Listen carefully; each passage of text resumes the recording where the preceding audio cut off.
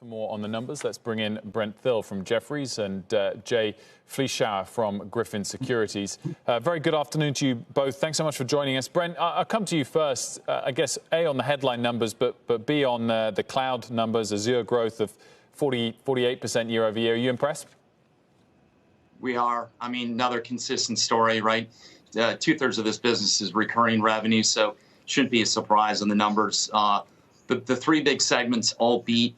Personal compute had the biggest beat. What's most impressive is on the basically the commercial backlog, plus 18% growth. That was at 12% the last two quarters. Had a really tough comp at 35 a year ago. So they're showing in that backlog number the future reported signings that they got, which is, again, a great number for a Q1.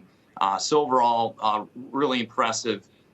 You wouldn't expect anything else from Nadella and Amy Hood. They're consistently executing very, very well. Jay, what's your first take? And if you could build on that by talking about the stock, it's only up 0.5% after hours. The actual gut reaction was it was down a little bit. Does that just have to do with the fact that it's had such a strong run up this year already?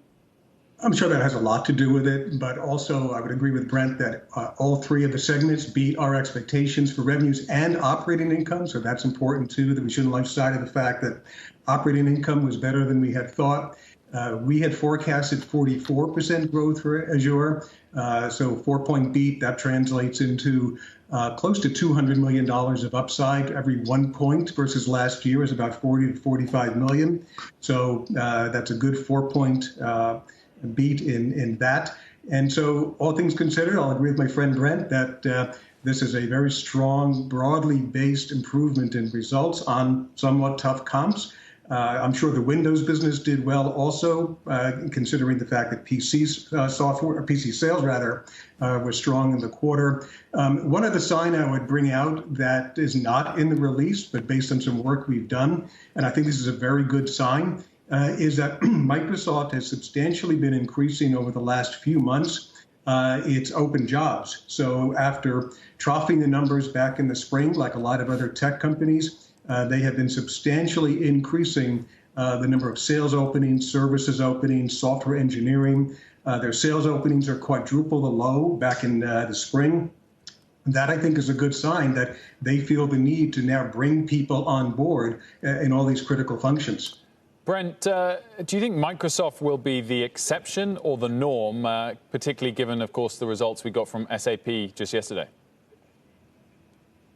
SAP is just trapped off sides with the wrong business model, leadership, and there's numerous issues going on. I think SAP is on its own island. I think many of the companies that are positioned around cloud and the recurring revenue model will have good numbers.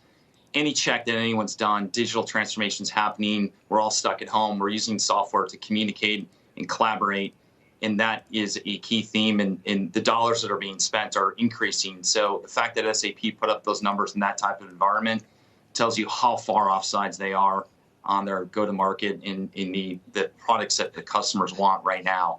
So we think Microsoft will be more the norm for. We think that the pure cloud stories are on the right side of this cloud transformation. Shepard Smith here. Thanks for watching CNBC on YouTube.